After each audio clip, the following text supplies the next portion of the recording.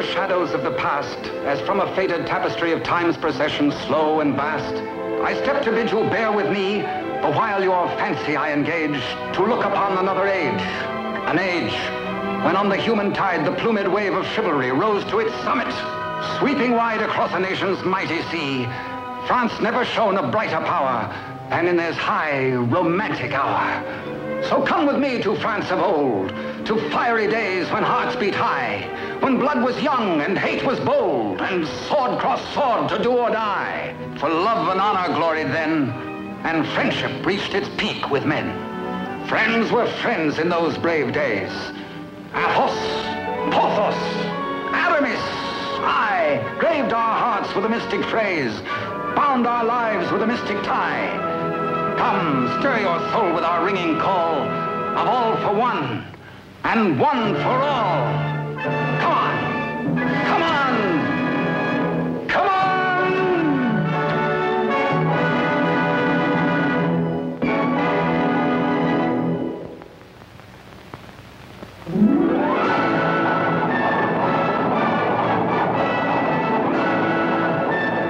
It is Paris on the 15th day of September in the year of our Lord 1638. Public excitement runs high. The populace enjoy a general holiday. Impatiently, they wait for the news of an heir to the throne of France.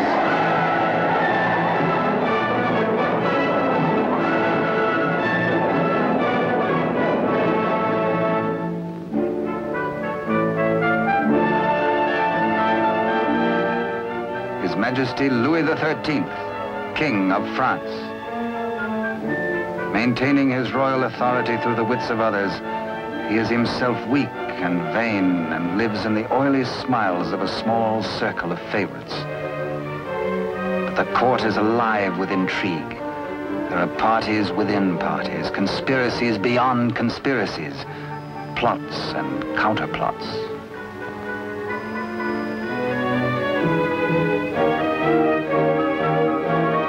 His Eminence, Monseigneur the Cardinal, Duc de Richelieu. He is the greatest statesman of the day and manipulates the strings which guide the king. His is the real power, subtle, cunning, and often ruthless. Still no one questions his devotion to the glorious kingdom of France.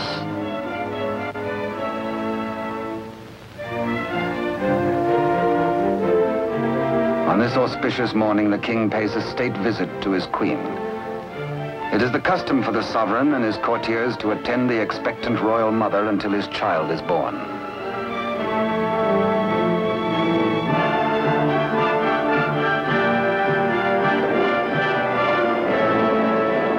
D'Artagnan, of the king's Musketeers. Relieved of his duties at court for the day, he hurries to the home of his sweetheart, Constance Bonacieux. Constance is seamstress to the queen and is expected at the palace, so she cannot tarry long.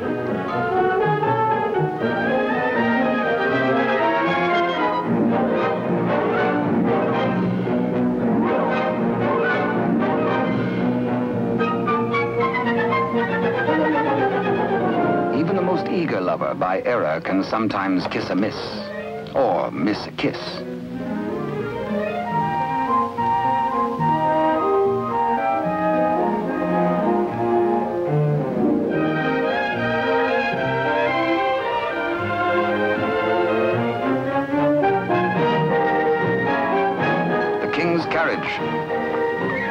It arrives for Constance. She carries an infant's layette in a crocheted basket for the queen. One kiss, one caress.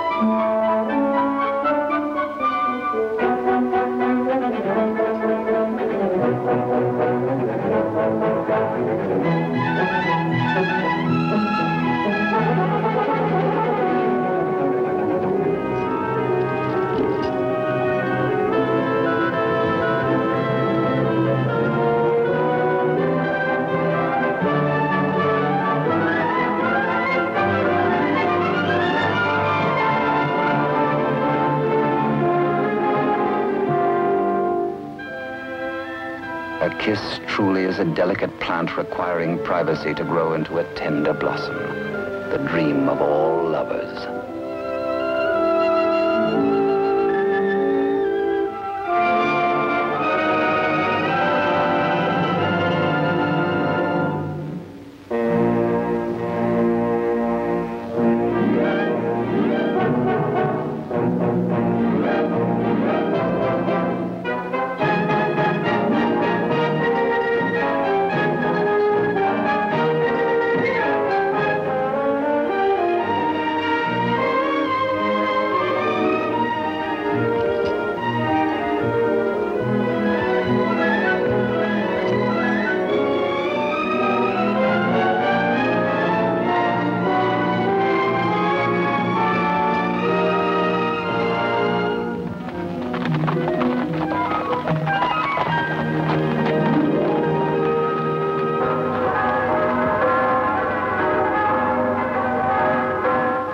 The Cathedral of Notre Dame remind D'Artagnan of his friend and fellow musketeer, Aramis. He might be in danger. Aramis had threatened to continue his flirtations with the pretty owner of a roving, provocative eye, who unfortunately is married to an officer in the Cardinal's guards. The guardsman naturally resents these attentions from this musketeer, but is restrained. Has not the Cardinal forbidden these duels with the King's Musketeers? Hola! Famous battle cry of the Musketeers. Instant help comes from the most fearsome steel in the kingdom. Huge Porthos, brave, strong, a King's Musketeer. And Musketeer Athos, gentle Athos, yet a deadly swordsman is able to kill with his left hand as with the right.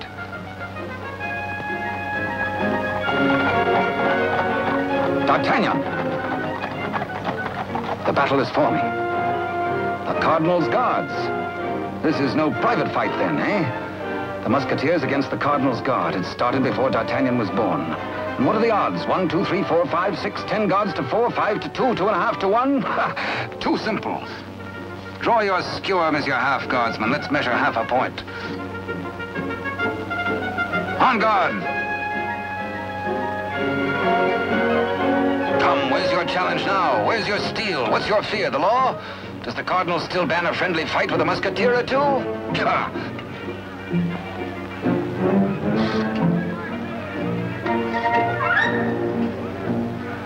Porthos, as always, is thirsty. He has capacity. D'Artagnan, with his quicker eye, has a more bountiful drinking source.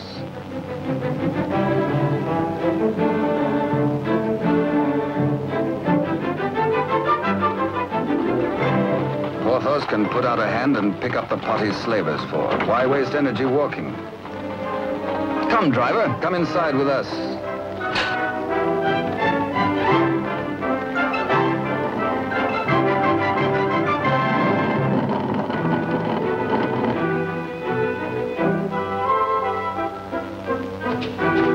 The old driver swears his wagon is damaged. His master will skin him. His horse is loose. He has a terrible wife. He has trouble. Everybody is mean to him. He has to be mean too. Ha ha! Now, take your temper out on me, good friend. Now, feel better? Now we can talk. I'll win you the price of your horse and more. Come, guardsman, I challenge you to game. This is not forbidden you.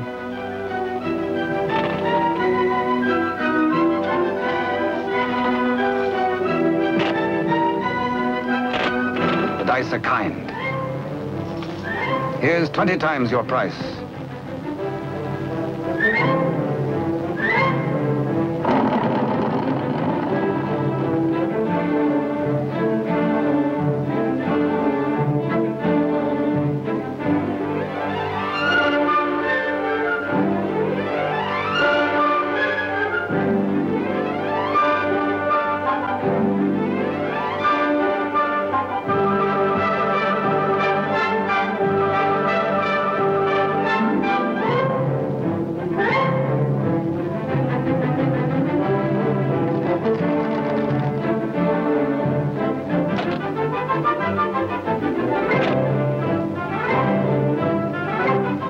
Riding high, D'Artagnan returns to the dice game.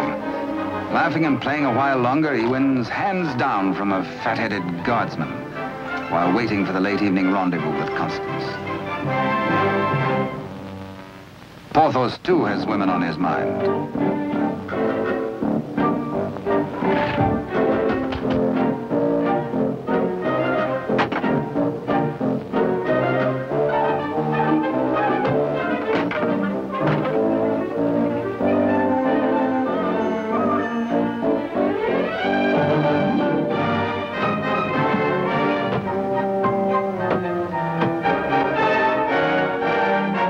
Starts the only battle the Musketeers ever lost in fair fight.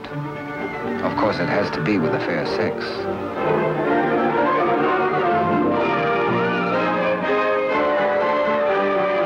For the first time in his life, a panic-stricken Porthos screams a terrified, "Hola!" Athos hears him. Aramis springs bravely to the side of his comrades, and they flee together. But D'Artagnan hears only the pounding of a lover's heart. As the flood of battle at last sweeps close to him, he leaps to meet the foe and draws his swords. He will fight, yes? No, yes, no, he won't. Here, indeed, discretion is the better part of valor. Caught between the she-devils and the deep blue sea, they choose the water.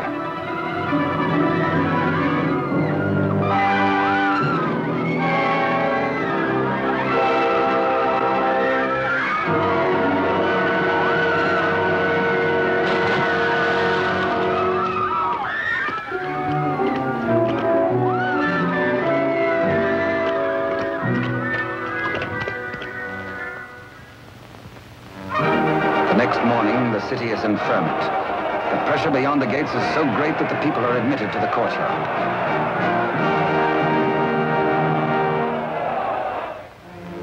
Adjoining the Queen's apartment, Constance prepares the layette.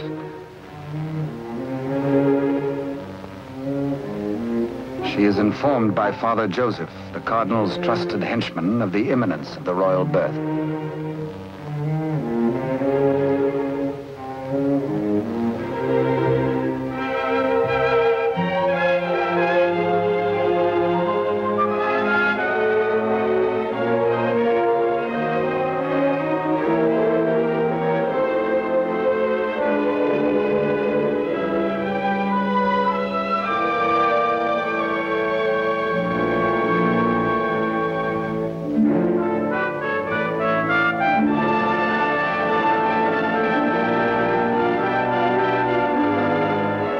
So a prince is born to France, one day to become Louis XIV.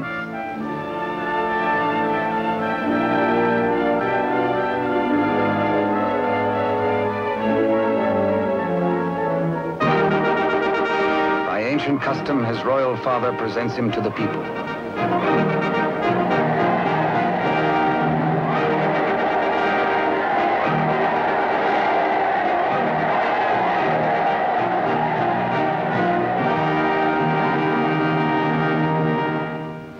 But in the Queen's bedroom, another cry is heard. One of those rare turns of destiny. And Constance is the first to warn the tired, dozing midwife.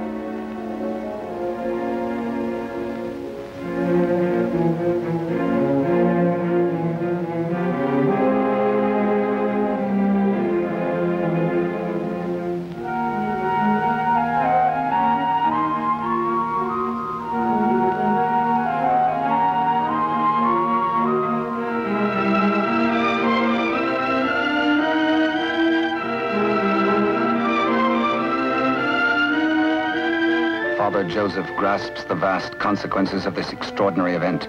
This news must be conveyed discreetly to Cardinal Richelieu before it gets abroad. He writes a message inside the wrapper of some medicine. He intends it for the Cardinal's eyes alone.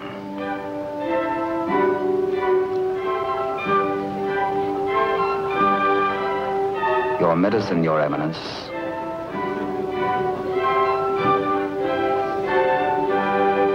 Duke de Rochefort, conniving head of the most powerful faction in court, working always in self-interest against the king and cardinal, pretending loyalty to both.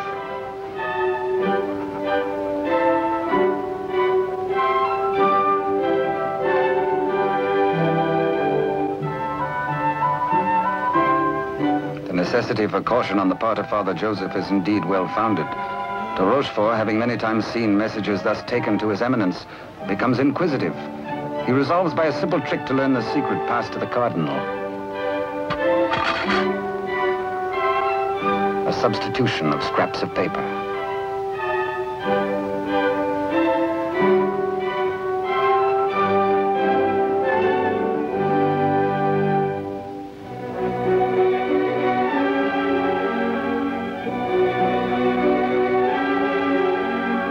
The cardinal realizes that enemies of the regime can do irreparable damage. 2 heirs to the throne. 2 rival parties of courtiers. More quarrels, more bloodshed. Poor France, helpless, torn between 2 factions. The secret of the twins must indeed be forever guarded if France is to have peace, and if he, the cardinal, is to retain his power.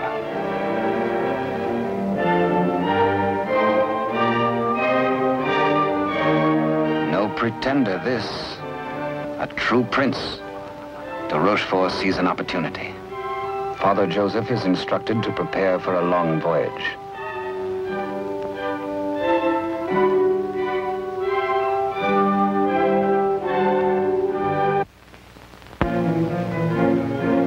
The cardinal has a plan. He sends a page to summon de Rochefort.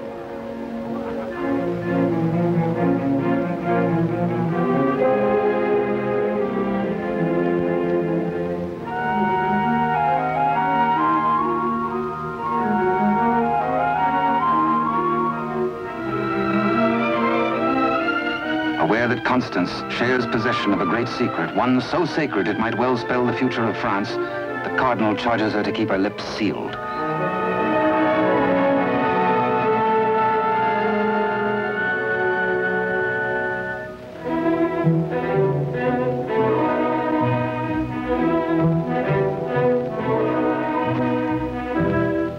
Richelieu entrusts the wily de Rochefort with Constance's safety. She must not be permitted to see anyone until further notice. The cardinal is not at liberty to tell his reasons, but de Rochefort is making his own plans.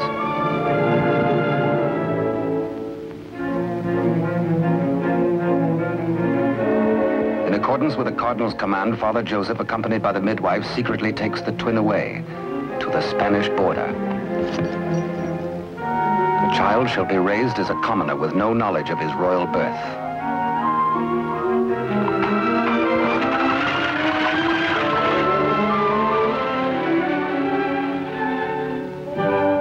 Meanwhile, in the great ballroom, the king holds a reception in honor of his firstborn. Had he known the cradle should have held 2 sons, he might have been less self-satisfied with the cardinal's congratulations.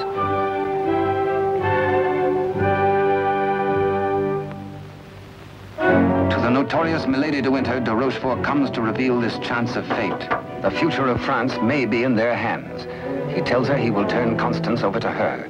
She is to escort Constance to the convent of Saint-Gamel. There, force her to tell the whole of the cardinal's secret and plans. He will play one against the other, cardinal against king, for his own ambition.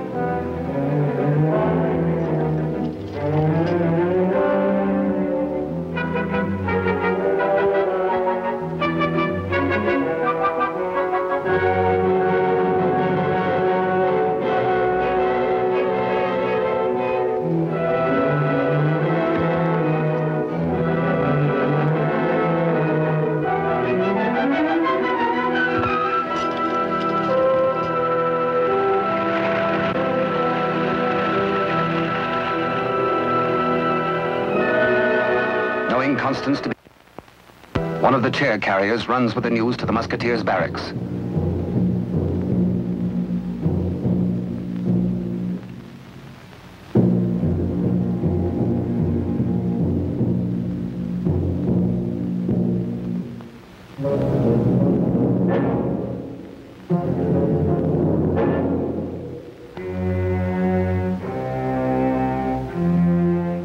D'Artagnan, wake up! Constance taken by force, by de Rochefort.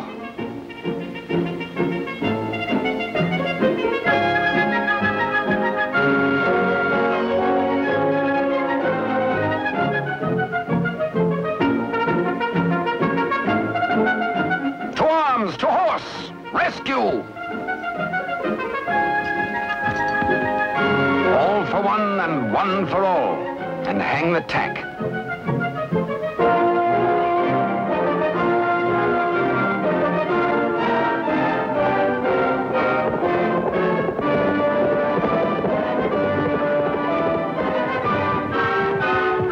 The wily cheat is in no mood to cross steel with this angry Gascon bent on justice.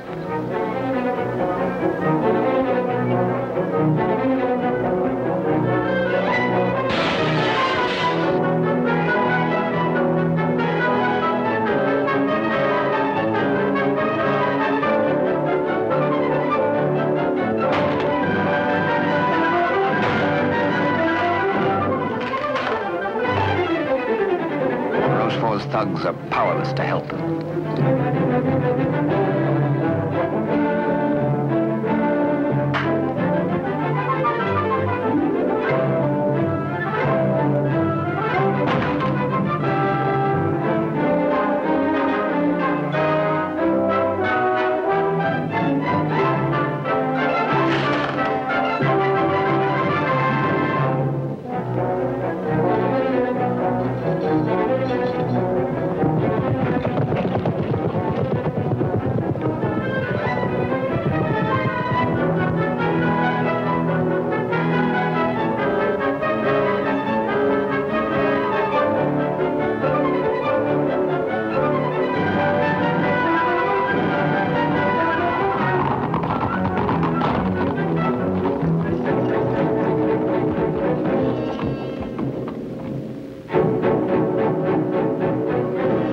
Rochefort is stubborn. He will not talk. He has to be persuaded.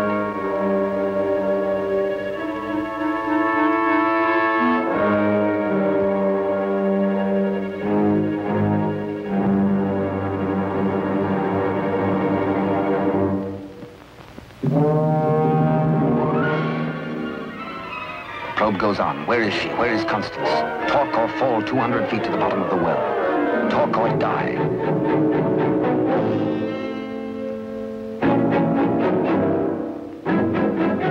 The Cardinal's guard look on, afraid to act. A strand at a time, steel cuts through hemp. 3 strands of it, and now but 2.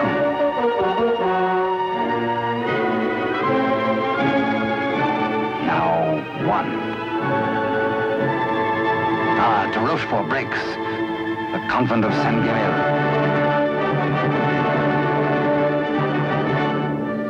To the rescue!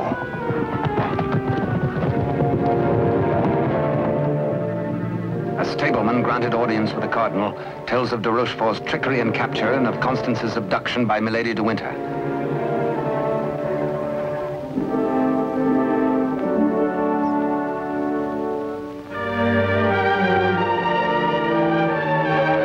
Richelieu and his escort reached the well to confront the Duke.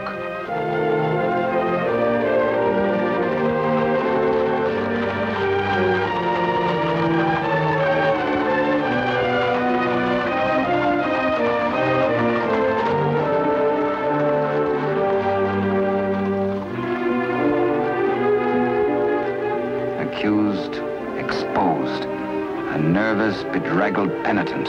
He confesses that he has indeed played traitor. His Eminence breaks de Rochefort, stripping him of his authority and titles, banished from both court and country forever.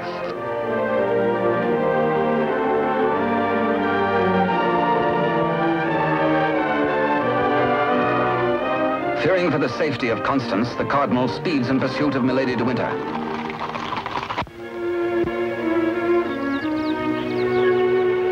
Before dawn the next morning, the convent of Saint-Guémel.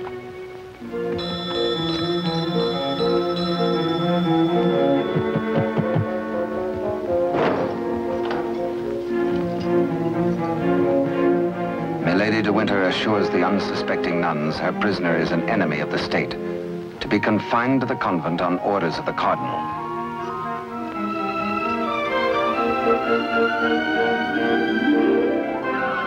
The banished de Rochefort, smarting under his humiliations, lingers in Paris. All is not lost.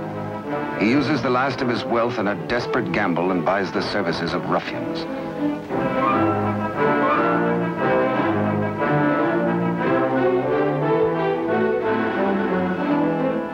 Pursue the cardinal and assassinate him. Next, find D'Artagnan and his 3 musketeer friends and put them to the sword.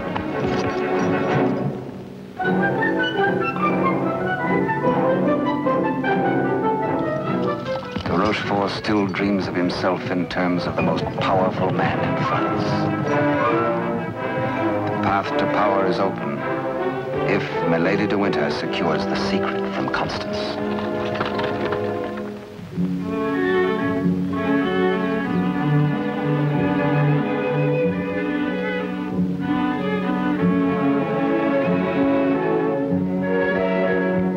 With sweet words and honeyed entreaties, the unscrupulous Milady de Winter seeks to cajole Constance into telling all she knows.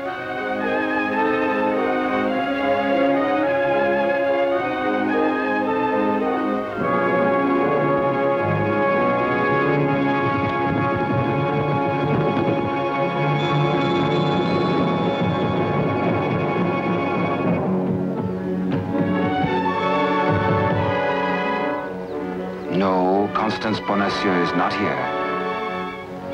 But he hears her voice.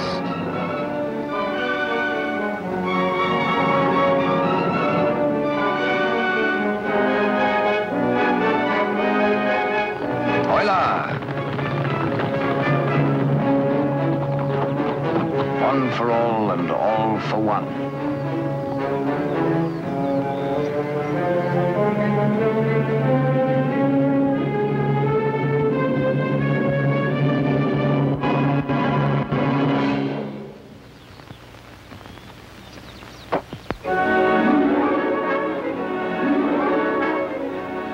Mark of the public criminal, burnt by a branding iron into her flesh, a sign to all.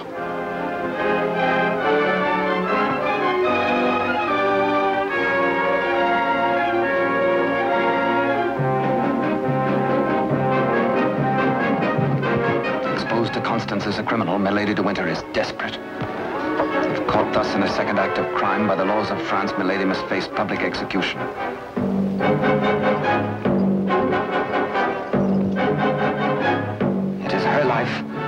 Or that of Constance.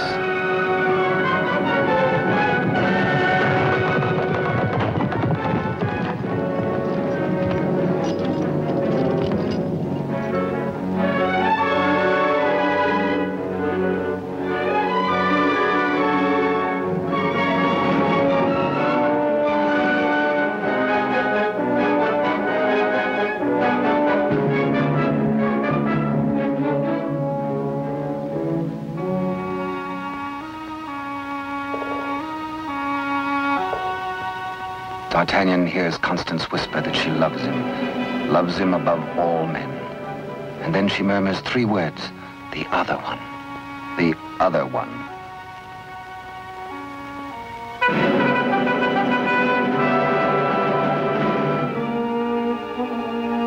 D'Artagnan strains to hear the faint pulse of her words, but Constance dies. The Musketeers take Milady de Winter to her punishment.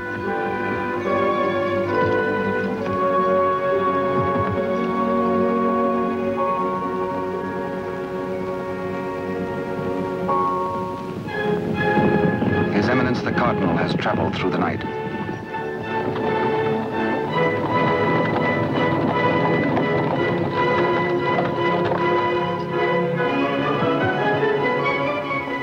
He hears the dreadful news from the Mother Superior. Constance is dead.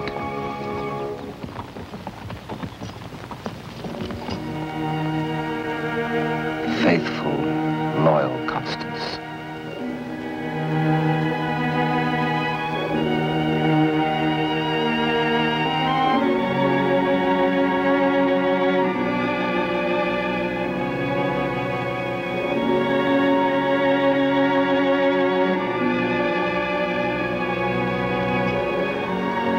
Arrest the murderess, Milady de Winter, and all in concert with her.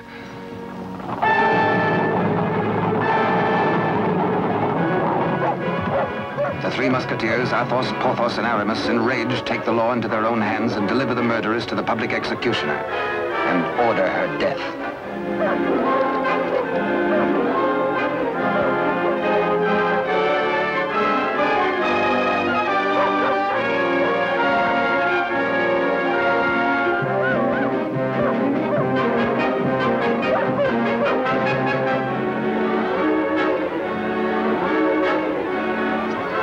Then de Rochefort's cutthroats close in on the Cardinal's troop.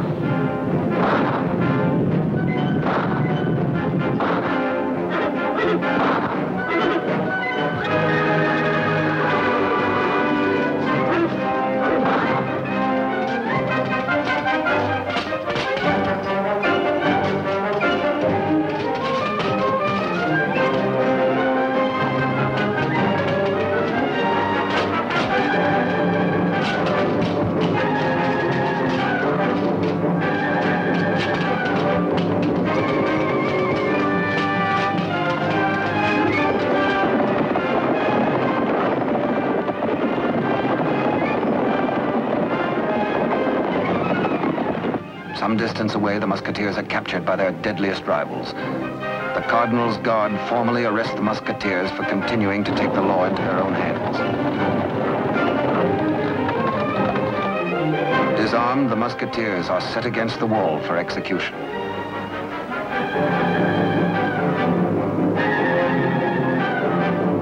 Your guards would take the lives of my friends.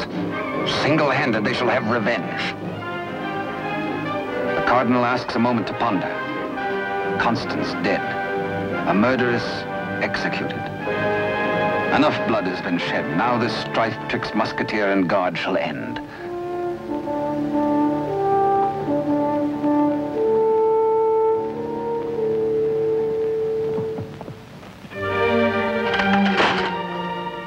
D'Artagnan's plea saves his friends, but there's to be a harsh penalty. Richelieu's plan concerns the state, and these continuing disputes between his guard and the King's Musketeers. The four Musketeers must separate, never to come together again on pain of death. His judgment, oh, a sorry day.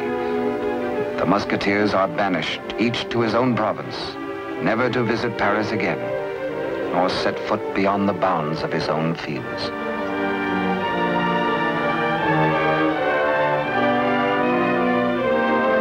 As for you, D'Artagnan, a splendid soldier, reliable, devoted too. You henceforth shall be bodyguard of the future king, beloved of France, the nation's one. At one fell swoop, all strife is done. The Musketeers prepare for their banishment. Godspeed, farewell.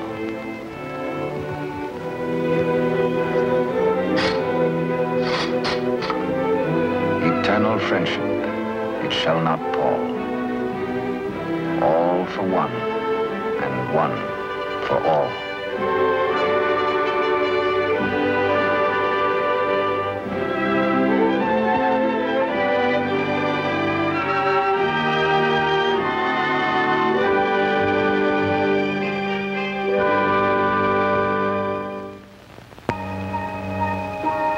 "5 years have passed. France is at peace. The infant prince grows to boyhood. Cardinal Richelieu, driven hard by the responsibilities of high office, lives in semi-retirement. And a royal father educates his son in courtly etiquette.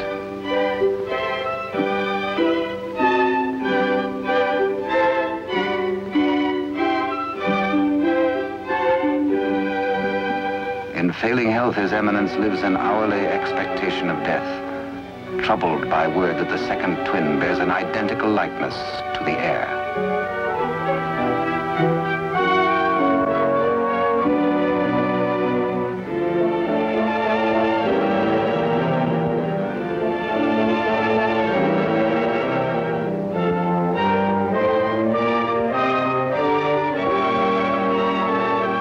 Dangers inherent are obvious and weigh heavily on the Cardinal's mind. He decides he must protect the prince somehow. His Eminence provides that the rightful twin may always be identified from the other. With the aid of the court jeweler, he caused a gold doubloon to be broken. The smaller piece hangs on a chain around the throat of the infant prince.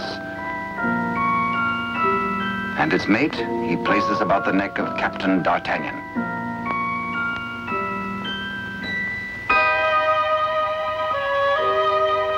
And so, by joining the pieces, the true heir to the throne of France and the prince's first guardian are known to one another for all time. He starts to say, I hold a secret, but the chill hand is upon him. The life spring ebbs, and the great voice is silenced.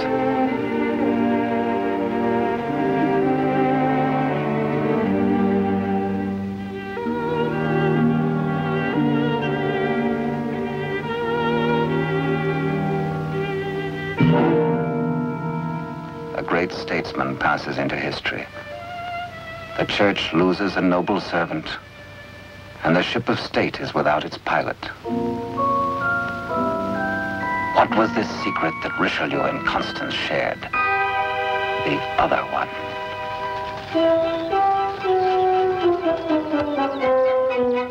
Across the Spanish border, the prince's twin brother is reared by servants of the late cardinal. The banished de Rochefort, living nearby, holds the twin under his very eye. He bides his time. He has only to wait patiently for the proper day.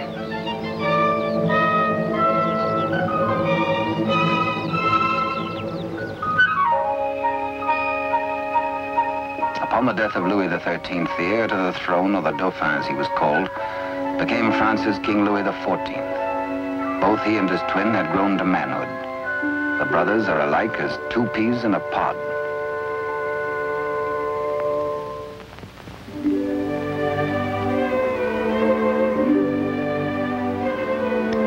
Years have passed and more since Richelieu bent his iron will to break the bonds that held us four. But Porthos, Athos, Aramis, I will ride once more. Once more we'll heed the clarion call of all for one and one for all.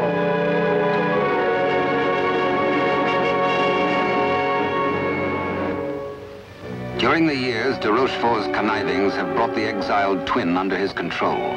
Secretly, they have returned to Paris. De Rochefort has lavished upon the usurper the trappings of royalty, teaching him to copy even the handwriting of his brother, the king. Yet the quality of the spirit so generous in the king is replaced in the brother by hatred and viciousness.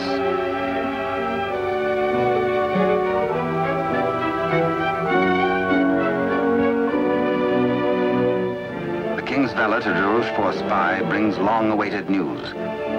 Within the week, an older D'Artagnan, after a lifetime of loyal service, will retire and leave the court. The young king will be without a bodyguard. Every detail of their plan has gone over.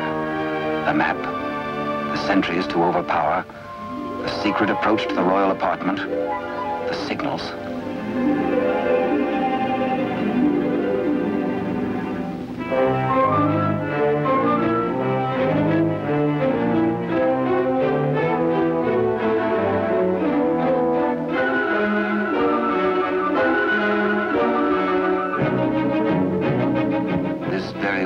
Rochefort tells the pretender, you will be His Majesty Louis XIV, King of France. Louis XIV, King of France, spends D'Artagnan's last day in fun and gaiety. The king has applied himself to an education in horsemanship, sportsmanship, and swordsmanship. No two men were ever closer, except they were father and son.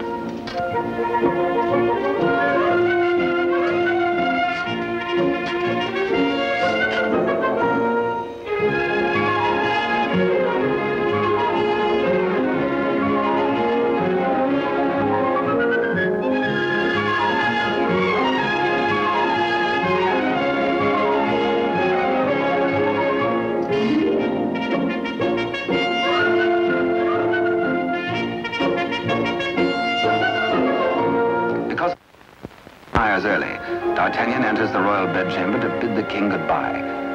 Tonight he feels happy. His service is done. His king is secure. The state is safe. But by some odd premonition, the coins are matched on this final night of parting.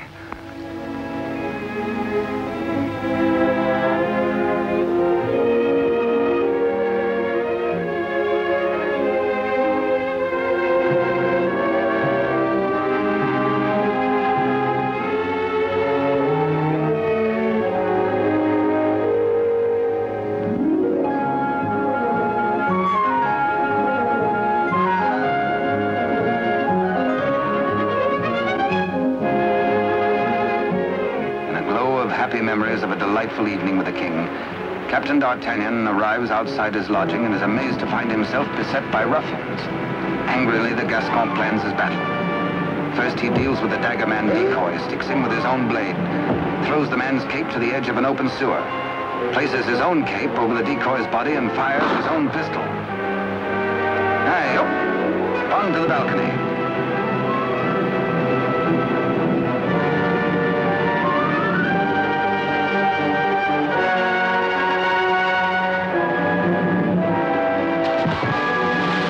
There, they believe, goes D'Artagnan.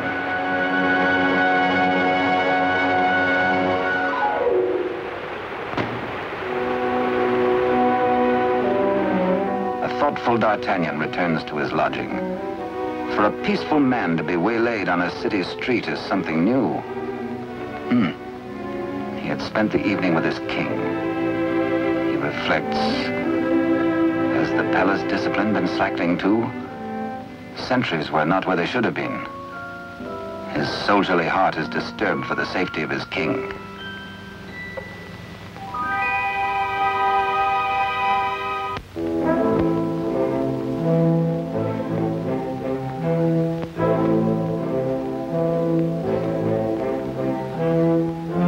Rochefort's plan is working without a hitch.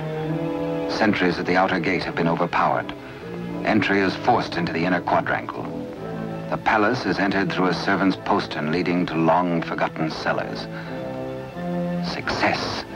No sound, no word, no warning.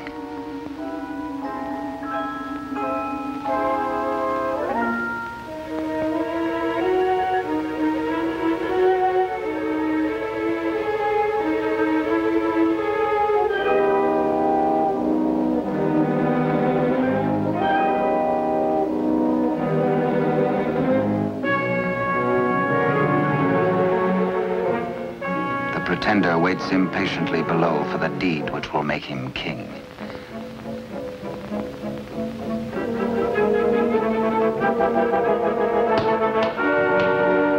In the anteroom to the king's bedchamber, de Rochefort's maggot awaits his master's signal, ready for the final treachery.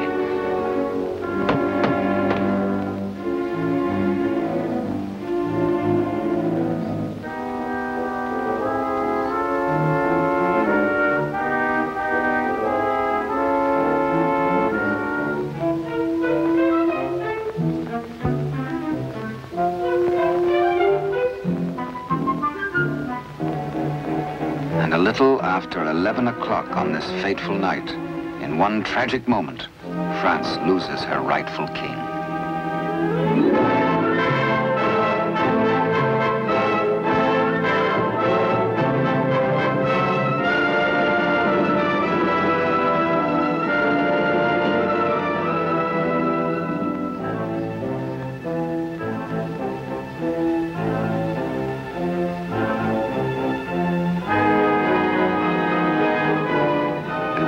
Uncertain if he dreams or not, King Louis XIV, surrounded by strangers, looks unbelievingly at a venomously mirrored likeness of himself.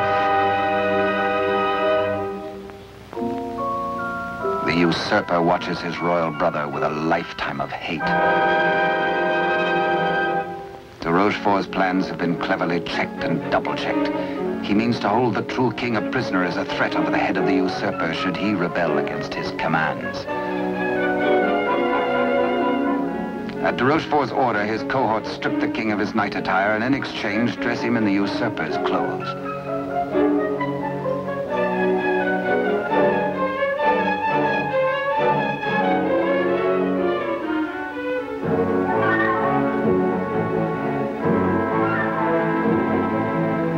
Into the palace cellars, a messenger reports breathlessly. D'Artagnan is dead. His body thrown in the river. Complete triumph at last.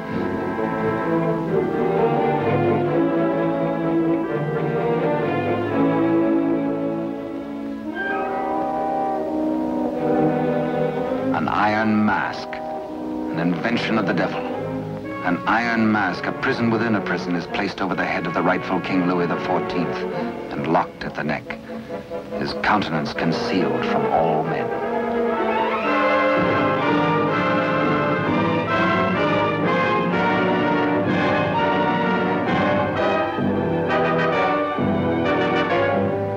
young king is led away.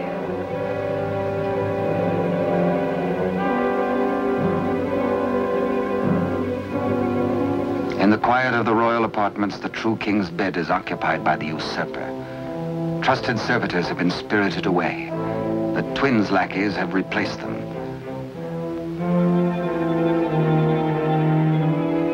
De Rochefort's plan is complete.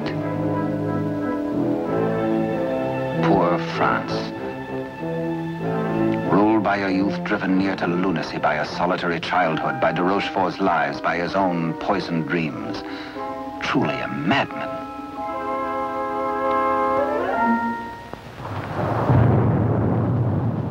Suffering in human life is proportioned to human strength.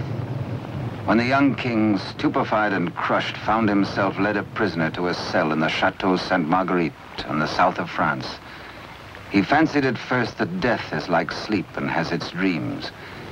He believed himself to be a spectator, a palpable phantom of his own suffering. A torture the more terrible since it might be eternal. Eternal death. How can I have died? I am a king, yet not a king, enthroned upon a funereal couch.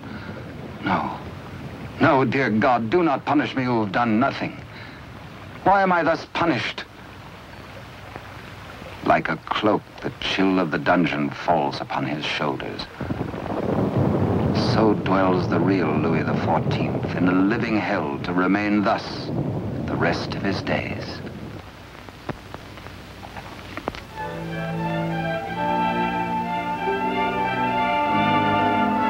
The Queen Mother, always restricted, prevented from seeing her son, determines finally to pay him a visit.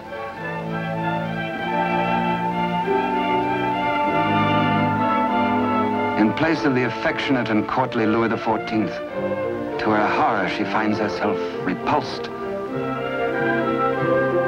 Doubts, again doubts. What strange malady besets my son? She thinks again of the other one. De Rochefort hurries to the king's apartment, fearful that a mother's heart has sensed the truth.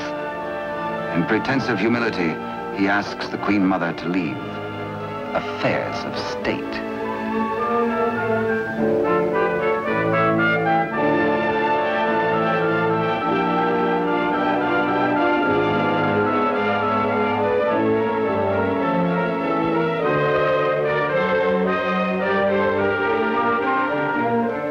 Rochefort is determined. This shall not happen again, and whispers death.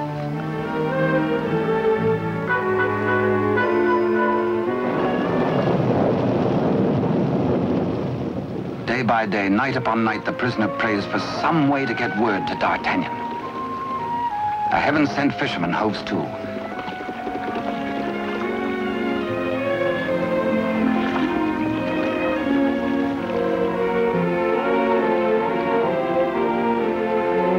He finishes scratching a message into pewter, and as all good prayers must be, his prayer is answered.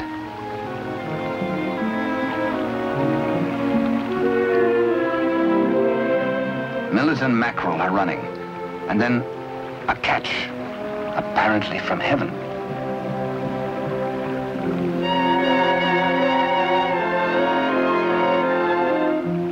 The fisherman reads the name of D'Artagnan, the idol of the nation.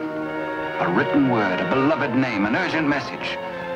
He, a patriot, needs no urging.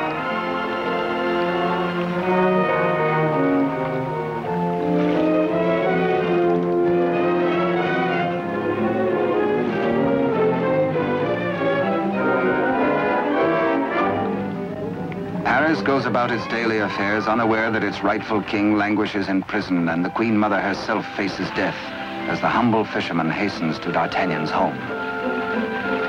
D'Artagnan stays on in Paris and to his hurt amazement continually finds himself barred from the court. Day by day, week by week, audience with the king has been refused him. The fisherman blurts his weird news. A story hard to believe. A lonely castle which D'Artagnan knows like the palm of his hand. A prisoner in an iron mask behind its bars. But the signature, An etching of a coin that fits his own exactly.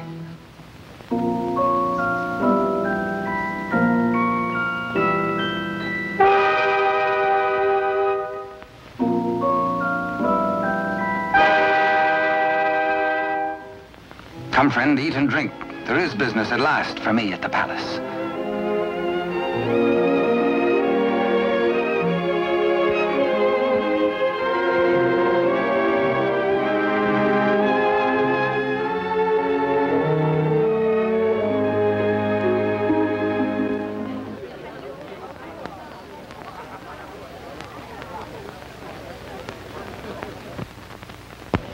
Threading his way through the perfumed route of the court's chattering idlers, D'Artagnan finds himself a stranger in a strange atmosphere. And there is reason, he thinks, for this curious tension. To Rochefort and the king. This cannot be the boy I helped nurture into manhood. This is not the face of my king. Those are not his hands, that wrist neither parried steel nor engaged a point. What's been happening at court?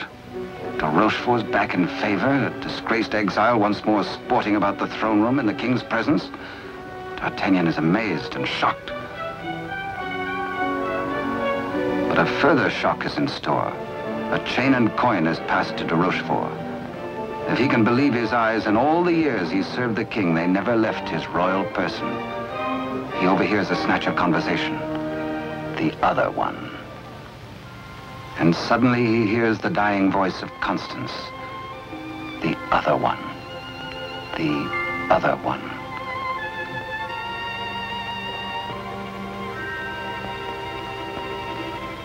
What did she mean? A message signed by the royal coin. A king, not a king. And a court alive with known traitors. D'Artagnan smells a rat. But a rat has seen him and gives warning. The palace guards are alerted. And all exits barred.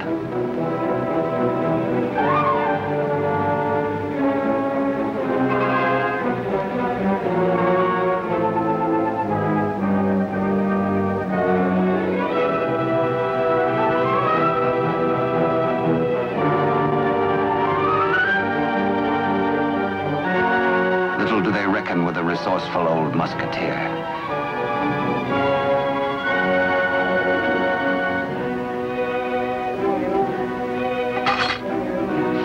D'Artagnan orders a king's loyal troop to be hurried to meet him at the Chateau Sainte Marguerite. Couriers are to be dispatched to his old friends, the three musketeers, Athos, Porthos, and Aramis. To arms, musketeers! Your king has need of you. One for all. And all for one. The jig is up. D'Artagnan lives and knows. There's pewter plate. Perhaps even now he has reached the prison gate.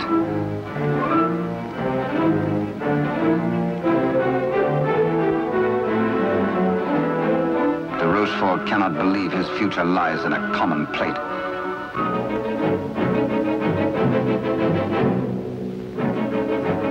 Quickly, he resolves to end all doubts.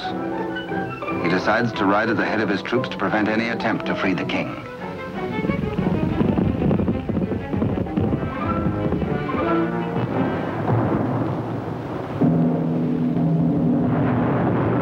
The puzzled D'Artagnan has reached the Chateau Sainte Marguerite, certain that his comrades will join him. Under cover of the raging storm, he rose to the grotto beneath the castle. Many a time as a young officer, he had patrolled this grotto passage. It led, he knew, to the arsenal. Beyond that, the armory. Then the main hall and staircase to the tower itself. Up there is the man in the iron mask, the writer of the message.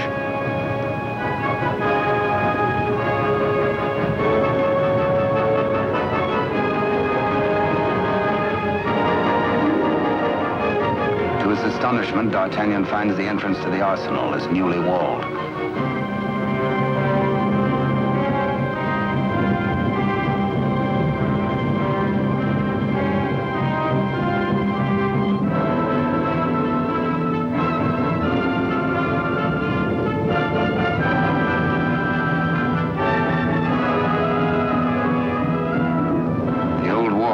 prepared to hazard it alone if necessary.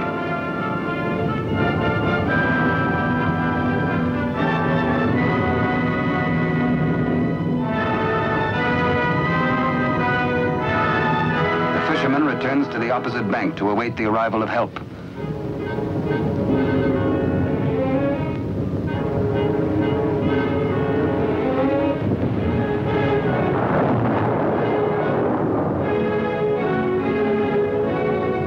Athos, a few years older, a little more grizzled, the same brave companion as of old, ready and willing for any gambit.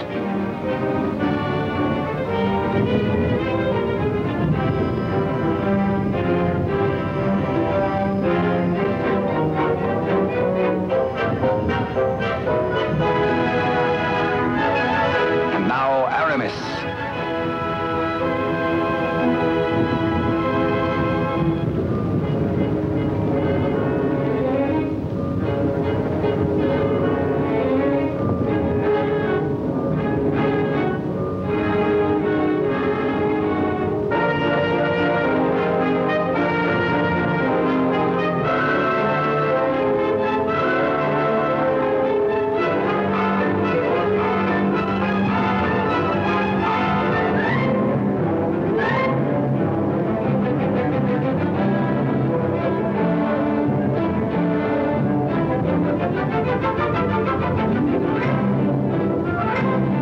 Two of the valiant comrades have arrived. No time to wait for old Porthos, no time for explanations. There's a job to be done. Forward!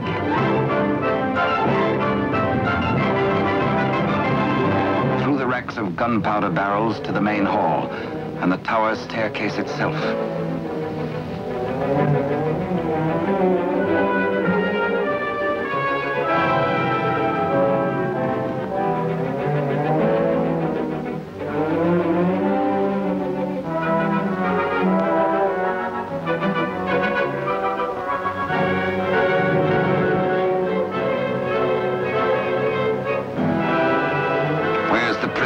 Before your gullet tastes this edge, you bloated villain.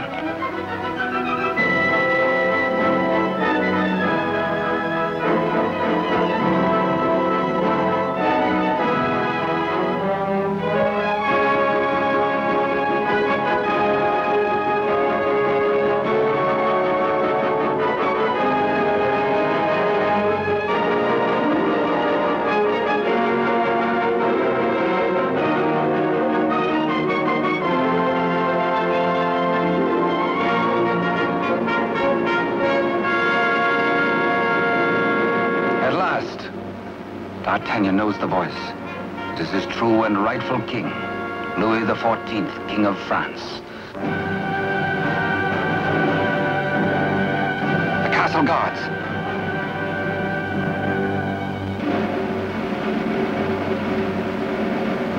The challenge is met. Hola! The Musketeers fight together again.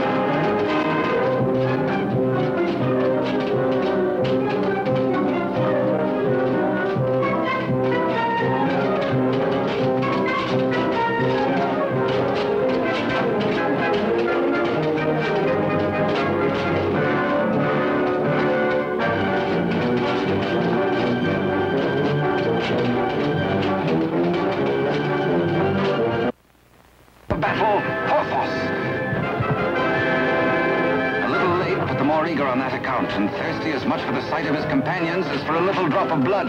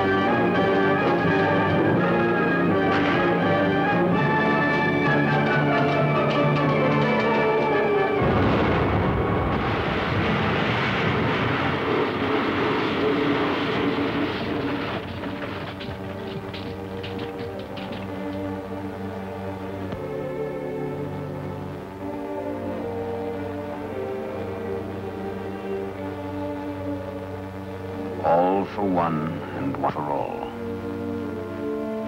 These certain cherished friends that I shall wait for you. What good times we had together, eh?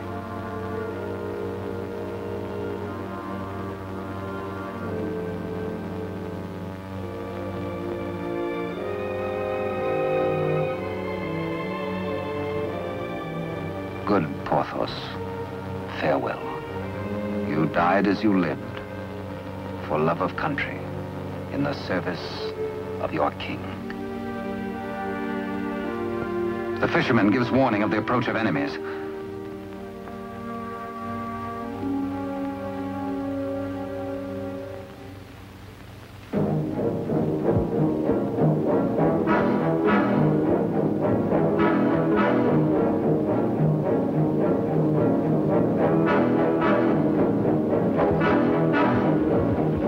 The Musketeers surround the king and gallop off to Paris. The Rochefort rides hard in a last effort to keep his house from crumbling.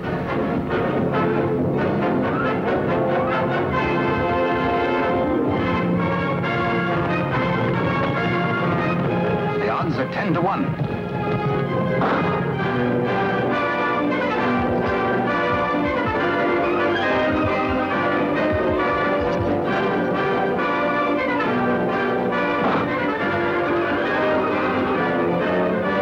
Majesty. On to Paris. Farewell, gallant Aramis. A traitor's bullet struck you down. Meanwhile, Athos crosses swords with de Rochefort.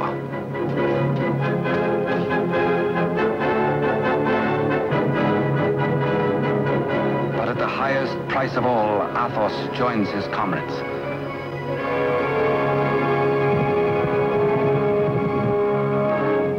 Without knowing his own peril, the half-wit, half-king entertains his royal mother at a palace luncheon.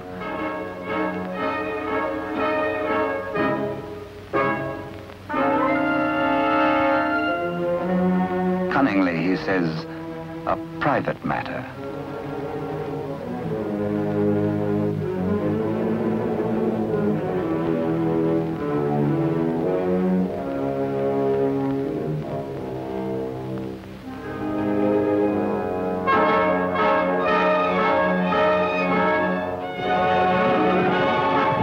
Troops from the palace, friends or foe? Friends. D'Artagnan breathes relief. The king is safe. God save the king!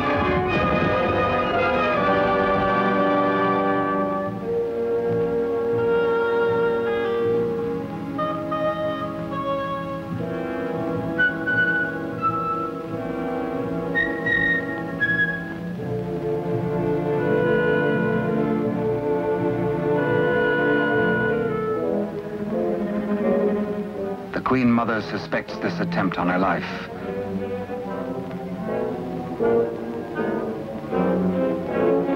The witch's brew, a subtle poison already responsible for many an agonizing death. Raise your glass, madam. Drink to your king, to your country and its illustrious people. Come, I give you France. Dare she refuse? It is the edict of her son, the king.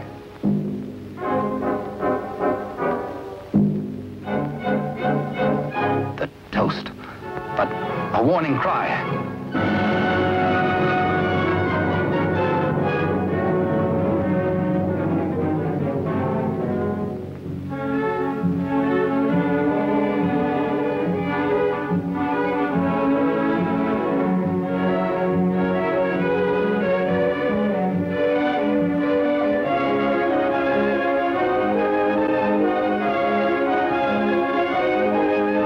The usurper finally gets his rightful crown. To Rochefort's own damnable invention, the Iron Mask.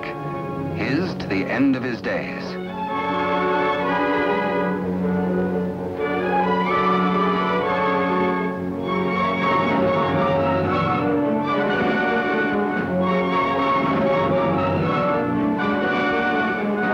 As D'Artagnan pours away the poisoned wine, the usurper takes swift, bitter revenge.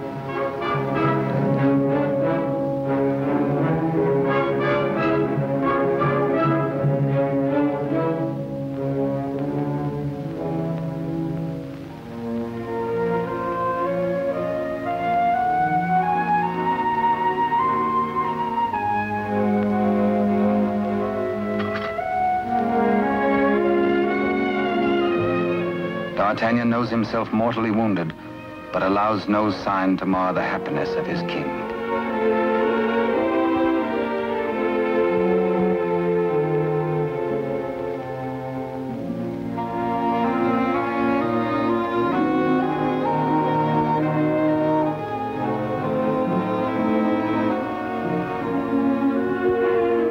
Blood, the weapon of the murderer, with crimson evidence on the blade.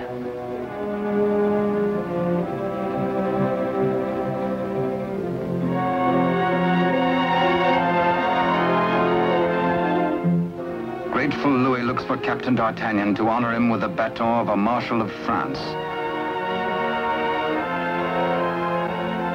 But where is the Musketeer?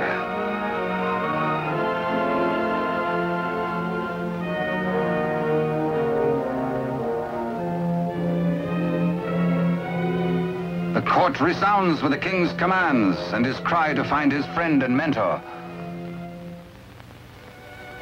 What a man may think when he knows of the approach of death is secret between himself and his maker. Perhaps the gallant Musketeer thinks most of his lost love, Constance, and of all the tender, lonely years kept warm by her memory. He dies in hope of faith that she might welcome him, that once again they might be one. How can they die, these bright ones? How may such energy, once released, be prisoned by earth or stone or grave? We die as we lived, say they, with life. And with life, how can there be death? Only remember us. Only open a little book and we shall always be with you. To ride a fine horse, or to cross a sharp blade, or carouse with a barrel, or dally with a maid. Come one, come all.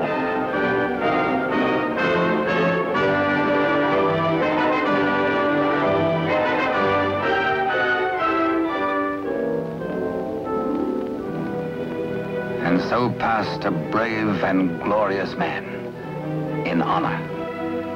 Only think, and we live again. We live forever. For with us, now as ever, it's one for all, and all for one. And thus it was in France of old, in fiery days when hearts beat high, when blood was young and hate was bold, and sword crossed sword to do or die. For love and honor gloried then, when life was life, and men were men.